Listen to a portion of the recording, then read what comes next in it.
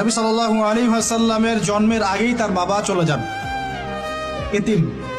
ইতিম মুহাম্মদ সাল্লাল্লাহু আলাইহি ওয়াসাল্লাম। তার মা আমিনা 6 বছর বয়সে ইন্তেকাল করেন। সিচুয়েশন বুঝতে পারছেন? 6 বছর একটা বাচ্চার বাবাও নাই মাও নাই। তার দাদা আব্দুল মুত্তালিব তাকে সাথে রাখেন, খুব আদর করেন, খুব মহব্বত করেন, যেখানে যান সাথে করে নিয়ে যান।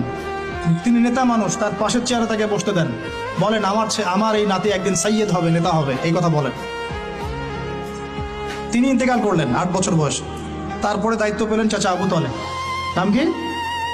এই 8 বছর বয়স থেকে নিয়ে নবী সাল্লাল্লাহু আলাইহি ওয়াসাল্লাম নবী হয়েছেন 40 বছর বয়সে, আর মক্কায় ছিলেন 13 বছর, প্রায় 53 বছর। প্রায় 53 বছর পর্যন্ত, 8 থেকে 53 বছর পর্যন্ত, এই যে লম্বা সময় চাচা আবু তালেব নবী সাল্লাল্লাহু আলাইহি ওয়াসাল্লামকে পাহাড়ের মতো প্রোটেক্ট করেছেন, পাহাড়ের মতো। পাহাড়ের পিছনে আপনি দাঁড়ালে কি বাতাস লাগবে?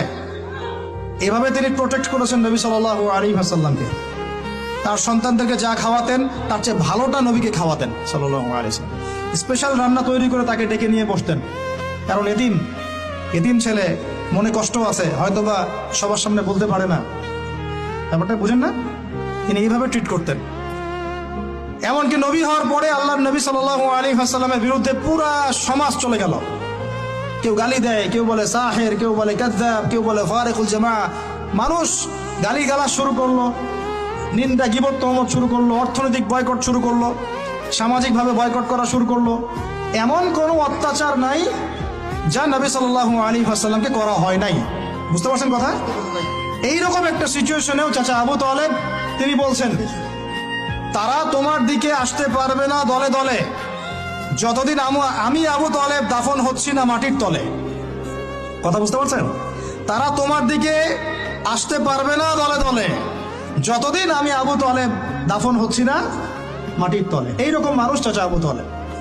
মানে আমরা যারা এখানে উপস্থিত আছি, বাংলাদেশে 16 কোটি মুসলমান, সারা বিশ্বের এই যে এত কোটি মুসলমান, তার মধ্যে বেশিরভাগ মানুষ, এই বেশিরভাগ মানুষকে যদি আপনি এক পাল্লায় রাখেন, চাচা আবু তালেবের অবদানটাকে আরেক পাল্লায় রাখেন, ওই পাল্লা ভারী হবে ইনশাআল্লাহ। কিন্তু শেষ পর্যন্ত চাচা আবু তালেব কালিমা লা ইলাহা ইল্লাল্লাহ করতে পারলেন না। কথা কি বুঝতে পারতেছেন ভাই? নবী সাল্লাল্লাহু আলাইহি ওয়াসাল্লাম বারবার বলতেছেন, চাচা খালি একটাবার কালিমা পড়েন, আমি আল্লাহর কাছে আপনার জন্য সুপারিশ করব, আমি আপনাকে জান্নাতে নিয়ে যাব, আমি আপনাকে জান্নাতে নিয়ে যাব। চাচা খালি একটাবার সাক্ষ্য দেন, শাহাদা দেন, হলো না। হাদিসের মধ্যে আসছে চাচা আবু তালেবকে জাহান্নামের সবচেয়ে উঁচু স্থানে রাখা হবে